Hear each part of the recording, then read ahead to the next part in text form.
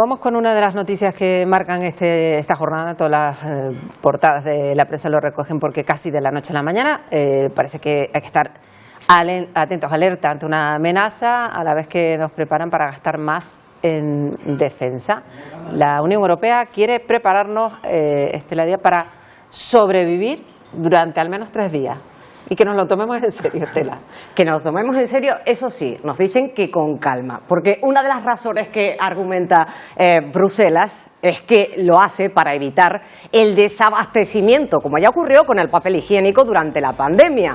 La Unión Europea quiere que estemos preparados para cualquier emergencia, para ser autosuficientes durante 72 horas, para una guerra, para una pandemia, para un desastre natural o para un ciberataque. En definitiva, como decimos, lo que quieren es que estemos preparados para ser autosuficientes durante 3 días, durante esas 72 horas. Entre otras cosas, ¿qué nos hacen? Nos recomiendan almacenar en casa lo esencial para subsistir: agua, medicamentos, algo de alimento, linternas, radios, pilas, un kit de supervivencia que Bruselas planea completar con plataformas de información ciudadana. Y ojo, porque Francia va a enviar un manual de supervivencia a sus ciudadanos y Alemania se prepara ya para hacer un inventario de sus búnkeres. Otra de las medidas que nos comentaban ahora en la mesa mientras estábamos escuchando a Estefanía era también, Marta, Pilar, que plastificásemos la documentación, también que tuviéramos dinero en efectivo. Como decimos, todo suma. Todo suma, pero hombre, no se trata de alarmar. Esta mañana también en redacción decíamos, bueno, es como no sé qué decirte, ahora lo vamos para la lluvia. No sé si no ha logrado no alarmarnos. En fin, gracias, Estela, por hablarnos de ese kit básico. No sé si ustedes quedan, gracias, Estela, si están alarmados o no. Yo estoy muy alarmada, sinceramente.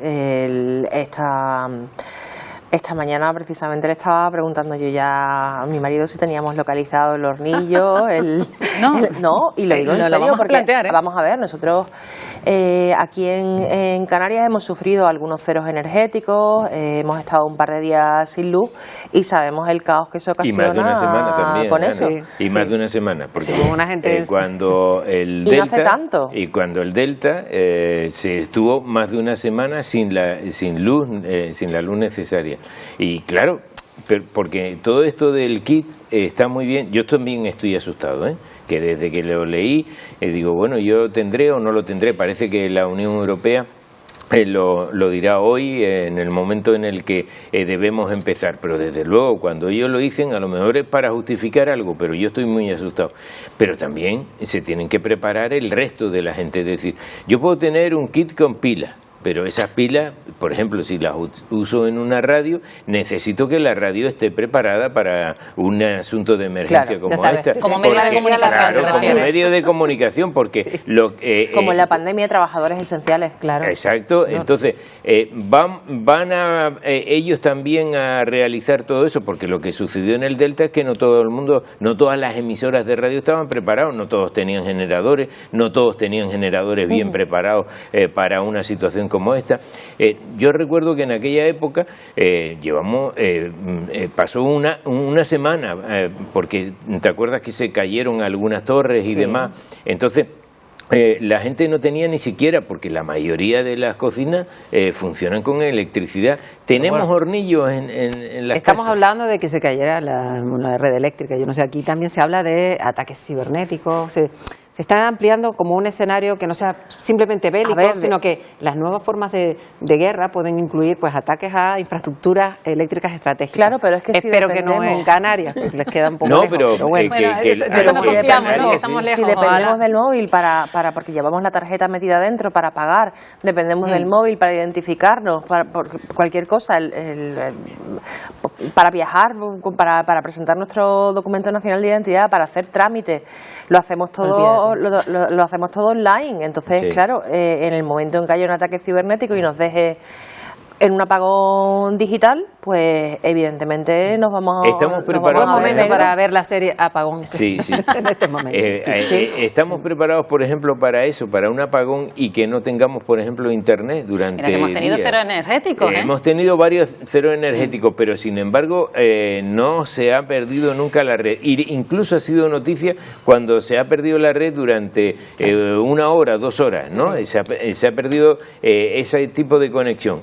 Ha sido noticia, se ha caído mundialmente esta plataforma y tal. Pero qué cómodos somos, Pepe, por verdad, Pilar, porque estamos hablando de perdernos el internet cuando lo que estamos hablando es de un escenario bélico. Y vamos a preguntarle si les parece a Rafael Álvarez Gil, que nos puede atender esta mañana, licenciado en Derecho y en Ciencias Políticas. Muy buenos días. Muy buenos días, Pilar. Pues con la presentación de este plan de estrategia de preparación de la Unión Europea, estábamos hablando aquí en la mesa que al final no nos estamos quedando muy tranquilos. Hablamos de una amenaza real, de ciberataques, de nuevas guerras, de nuevas crisis climáticas para la que debemos estar preparados. Es para preocuparse, ¿qué menos? Nos están inculcando un ambiente prebélico por el cual esto viene a ser un rearme. Las guerras van transmutándose y por muy híbridas que fuesen, llegado el caso, las guerras son y no son deseables nunca, porque el rearme no irá por antivirus para ordenador, que a lo mejor una parte sí, pero en cualquier caso estamos hablando de otro tipo de armamento en el cual pues queda constatado que Europa ha quedado con el pie cambiado tras la entrada de la administración Trump, pues que cambia el tablero, ¿no?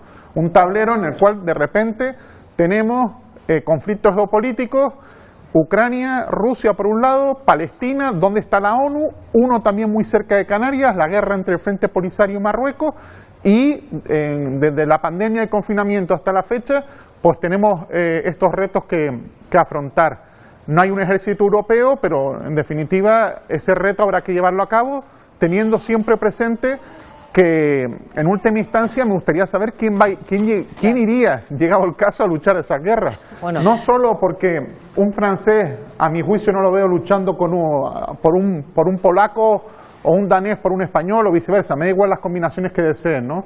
Pero yo creo que es un ambiente prebélico interesado, que suena mucho a negocio, que es necesario seguramente orquestar un ejército paneuropeo, pero que no nos intenten dar gato por liebre con cuestiones bélicas que en definitiva pues son fruto de una invasión de Rusia hacia Ucrania, totalmente reprochable, pero que también hay que entender lógicas no imperiales entre Rusia y Estados Unidos, que al mismo tiempo que Estados Unidos no deseaba misiles soviéticos durante la crisis de Cuba, de los misiles a principios de los años 60 del siglo XX, del mismo modo, pues Rusia ha visto desde la caída del muro de Berlín una expansión de la OTAN a su frontera que tampoco ha deseado. ¿Hubiese eso, en definitiva, evitado el conflicto bélico en Ucrania? No lo sabemos, pero el riesgo hubiese sido mucho menor. Claro, y resulta que mientras narras todo esto, los españoles somos los menos preocupados de todos los europeos, Rafael, por esta situación. Nos lo tomamos casi a broma, como que no podría pasar. Incluso hemos escuchado a ministros del gobierno, a María Jesús Montero, decir, bueno, pero esto es alarmista, vamos a relajarnos, mientras que en Europa no se lo están tomando ni mucho menos a broma. ¿Pones pie en pared desde el inicio o es una escalada que te lleva más?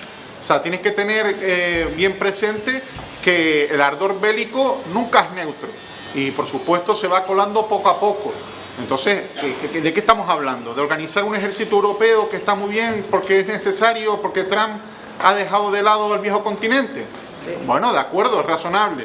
¿O estamos hablando de prepararnos otro tipo de escenarios en los cuales pues Putin puede llevar una especie de invasión, que tampoco creo que lo desee, porque Rusia y Ucrania está teniendo muchos problemas para organizar sus levas, para reclutar? Claro, los jóvenes se están resistiendo. O sea, esto no, y en Canarias, por cierto, ganó no a la OTAN cuando el referéndum del 86, si no recuerdo mal. Por tanto, claro que es para preocuparse. Bueno, pues Rafael Álvarez Gil, como siempre, muchísimas gracias por atendernos y hacernos una pequeña pincelada de lo que se viene por delante. Gracias por estar con nosotros, como siempre. Buenos días. Gracias, Marta. Gracias, Pilar. Buenos días. Un placer. Buenos días.